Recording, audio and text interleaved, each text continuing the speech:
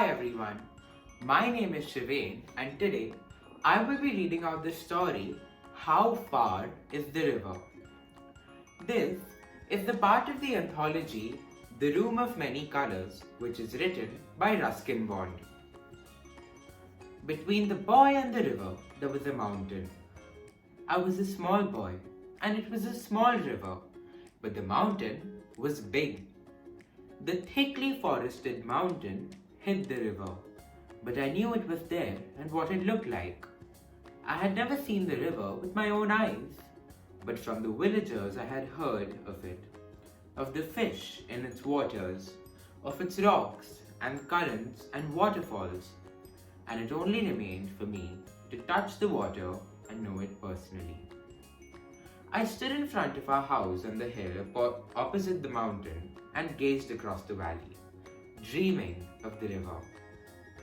I was barefooted, not because I couldn't afford shoes, but because I felt free with my feet bare, because I liked the feel of warm stones and cool grass, because not wearing shoes saved me from the trouble of taking them off.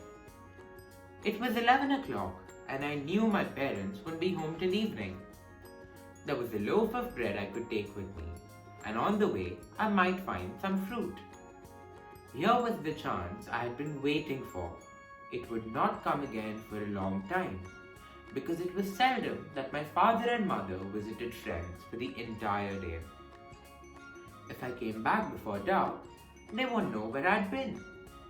I went into the house and wrapped the loaf of bread in a newspaper. Then I closed all the doors and windows. The path to the river dropped steeply into the valley, then rose and then went round the big mountain.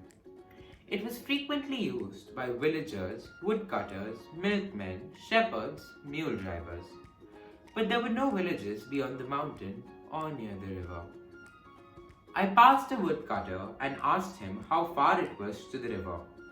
He was a short, powerful man with a creased and weathered face and muscles that stood out in hard lumps. 7 miles, he said. Why do you want to know? I'm going there, I said. Alone? Of course. It will take you 3 hours to reach it, and then you have to come back. It will be getting dark, and it is not an easy road. But I'm a good walker, I said, though I had never walked further than 2 miles between our house and my school. I left the woodcutter on the path and continued down the hill. It was a dizzy, winding path, and I slipped once or twice and slid into a bush or down a slope of slippery pine needles. The hill was covered with lush green ferns. The trees were entangled in creepers, and a great wild dahlia would suddenly rear its golden head from the leaves and ferns. Soon, I was in the valley, and the path straightened out and then began to rise. I met a girl who was coming from the opposite direction. She held a long curved knife with which she had been cutting grass, and there were rings in her nose and ears, and arms were covered with heavy bangles. The bangles made music when she moved her wrists. It was as though her hands spoke a language of their own. How far is it to the river? I asked. The girl had probably never been to the river. She may have been thinking of another one, because she said 20 miles without any hesitation. I laughed and ran down the path. A parrot screeched suddenly, flew low over my head, a flash of blue and green.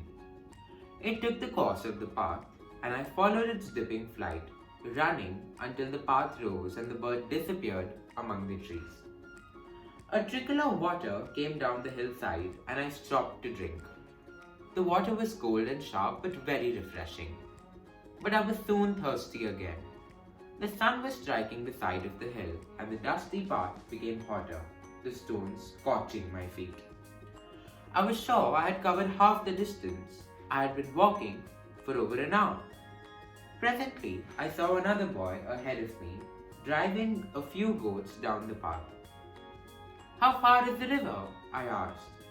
The village boy smiled and said, Oh, not far, just round the next hill and straight down. Feeling hungry, I unwrapped my loaf of bread and broke it into two, offering one half to the boy.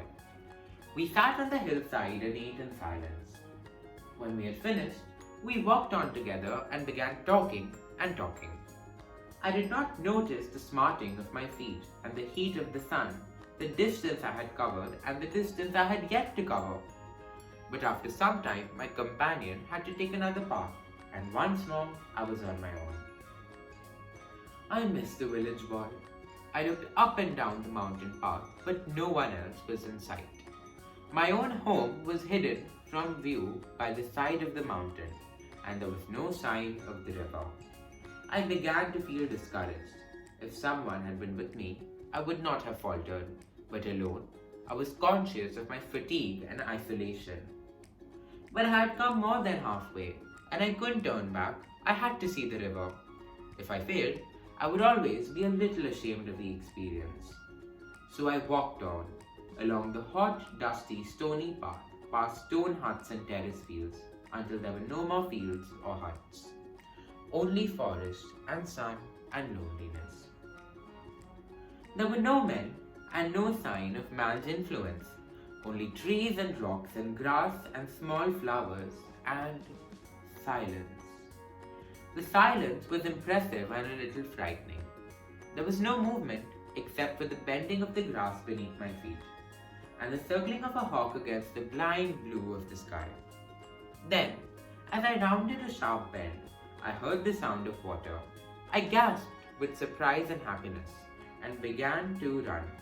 I slipped and stumbled, but I kept on running until I was able to plunge into the snow-cold mountain river.